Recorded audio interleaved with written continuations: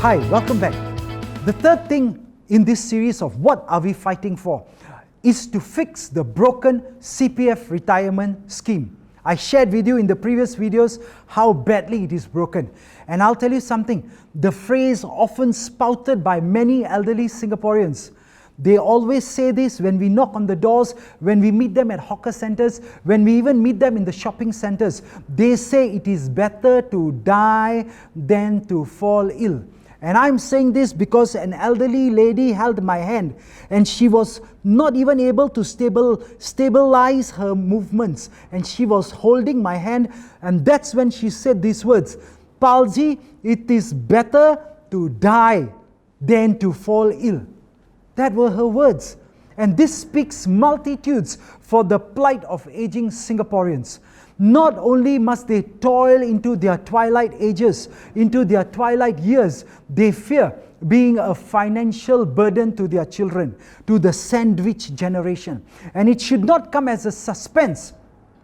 It should really not come as a suspense or even a surprise then that the suicide rates among Singapore's elderly citizens have leaped up very high.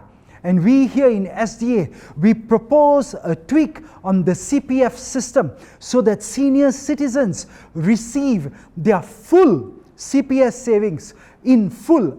I repeat, the full CPF savings upon hitting the retirement age, currently at 62. Now it used to be 55, my dear friends, let's remind each other. We were promised a full return at age 55. Now it has come to 62, and we will push that the full retirement sum be returned to all Singaporeans currently at the retirement age of 62.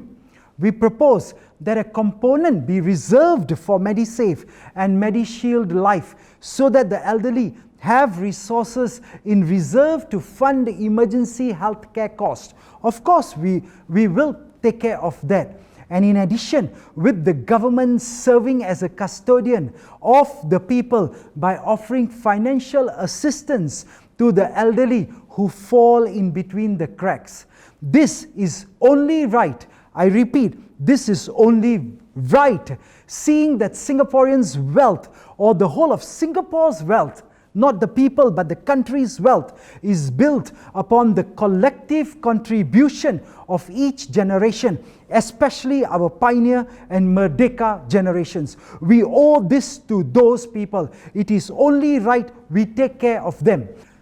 In this way, our elderly Singaporeans will be able to retire with dignity. In this way, our elderly Singaporeans will benefit from social safety nets in place. And in this way, you and I can be rest assured that when we also reach this elderly retirement age, there will be something in place to take care of us. That every month, elderly Singaporeans only get about $500.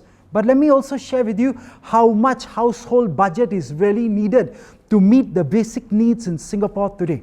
And this is very important because then you compare that with 500 given out. Is that enough to meet the needs of our Singaporean families?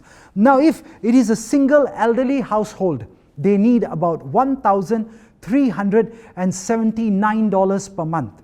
Think about that. Number two, if it's just an elderly couple, households with just an elderly couple, they need about $2,351. So the single elderly household needs $1,379. But if it's a couple, elderly, they need about $2,351. And if it is a single person, just age 55 to 64, not reaching that 65 years of age, they need about $1,721 a month. So think about $500 that is coming out from CPF every month. How will it ever be enough to meet the very basic needs? And this is what we are fighting for. The next policy that we're really going to fight for is, especially for the PMETs, our working class Singaporeans, and especially those of you who are middle-aged and are finding it very difficult to find new jobs. Because we're going to fight for good jobs for all Singaporeans by curbing irresponsible immigration policies. Now, the SDA proposes stricter qualifying criteria and regulations for local firms to seek the hiring of foreign working professionals. We will press for tightened quotas on the number that a company can hire, and that these foreign working professionals come from universities on a Singaporean accredited list of universities. And at the same time, we will demand tighter labor audits on companies to ensure that rogue companies do not get away with hiring phantom local staff to boost their army of cheap labor that's coming in from foreign lands. And this is so important because so many of you Singaporeans are always complaining, and we understand your pain. So a vote for SDA, I remind you, is a victory for all common Singaporeans like you and me. A vote for SDA, I repeat, is a victory for all common Singaporeans like you and I. The only way to improve the plight of Singaporeans is to have all of you vote us good leaders in. Good leaders who understand your needs. Good leaders who care for people. Good leaders who will be there with you all the time. Leaders like us who will listen. Leaders like us who will involve the people. Leaders like us who will challenge the PAP-led government to correct the bad policies that are resulting in the suffering faced by Singaporeans today. Leaders who will be there to make your life better, better and better. And leaders who focus on helping people succeed. Now, SDA leaders have strong foundations in the community.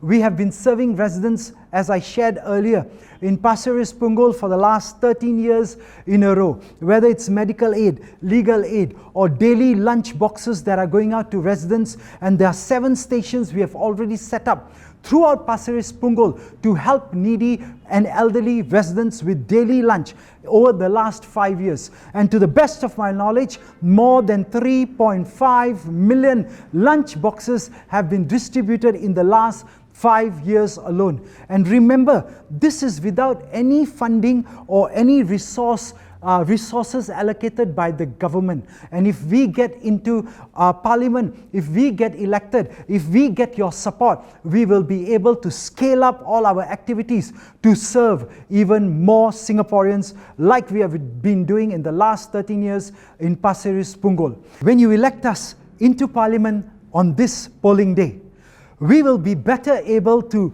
voice the concerns of the people like you and I in Parliament. We will be better able to challenge the policies which have led to the greatest suffering of all of average Singaporeans like you and me.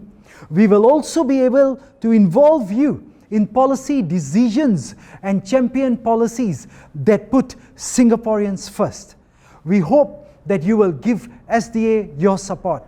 Give us an opportunity to be your voice. Give us an opportunity to be the voice of many Singaporeans who are unable to voice their pains, their daily anxieties and their concerns. We, the SDA, will always be on your side. The Singapore Democratic Alliance will be always with you. We will be always for you. And the most important thing, Singapore Democratic Alliance will proudly serve you, because Singapore, my land.